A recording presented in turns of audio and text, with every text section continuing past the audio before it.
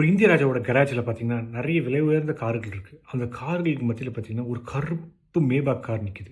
ஏதோ நார்மலா மேபாக் கார் தானே அப்படி நினைக்க வேணாம். அந்த கார் உலகத்திலேயே 6 பேர்கிட்ட தான் இருந்துச்சு.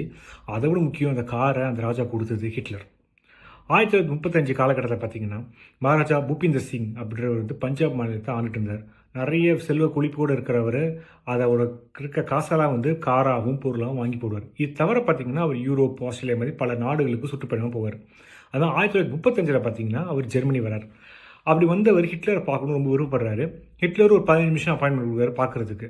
15 நிமிஷம் ஆரம்பிச்ச அந்த அப்பாயின்ட்மென்ட் பார்த்தீங்கன்னா, 1 மணி நேரம் பேசிக்கிட்டே இருந்திருக்காங்க. ஹிட்லருக்கு ரொம்ப புடிச்சு போச்சு ராஜாவ. அது என்ன பண்றாருன்னா, அவருக்கு ஸ்பெஷலா செஞ்ச ஒரு மேபாக் கார், ஜீப் இன்ஜின் இருக்க அந்த காரை வந்து ராஜாவுக்கு பரிசா குடுக்குறாரு. இதுவரை ஹிட்லர் வந்து 3 ராஜாக்களுக்கு தான் வந்து கார் குடுத்துருக்காரு. அதில இவர் ஒருத்தர். அந்த காரை இந்தியாவுக்கு ஷிப் பண்ணுறதுக்குள்ளே பார்த்தீங்கன்னா, ஜெர்மனிக்கும் பிரிட்டனுக்கும் உள்ள ஒரு போர் ஆரம்பிச்சிருச்சு. அதாவது அந்த காரை வந்து மக்கள் பார்வைக்கு படாத மாரி வந்து ராஜா அந்த காரை ஒழிச்சு வச்சுட்டாரு. அவர் போர் முடிச்சு பார்த்தீங்கன்னா, எனக்கு தெரிஞ்சு மிச்சம் இருக்க அந்த 5 கார் அழிஞ்சிருக்கும். இந்த ஒரு கார் மட்டும் தான் வந்து இருந்திருக்கும். போர் முடிச்ச அப்புறமா ராஜா அந்த காரை ஒரு ஃப்ரெண்டுக்கு கிஃப்ட் பண்றாரு. அந்த ஃப்ரெண்டு அந்த காரை ஒரு ஆக்ஷன்ல வித்து ஒரு அமெரிக்கர் வாங்கிட்டாரு. இப்ப ரீசென்ட்டா பார்த்தீங்கன்னா, ஆம்ஸ்டர்டாம்ல நடந்த ஆக்ஷன் அந்த கார் மறுபடியும் வெளிய வந்திருக்கு. வேறு தெரியாத ஒரு ஆள் வந்து இந்த கார பல கோடி ரூபாய்க்கு வாங்கியிருக்காங்க.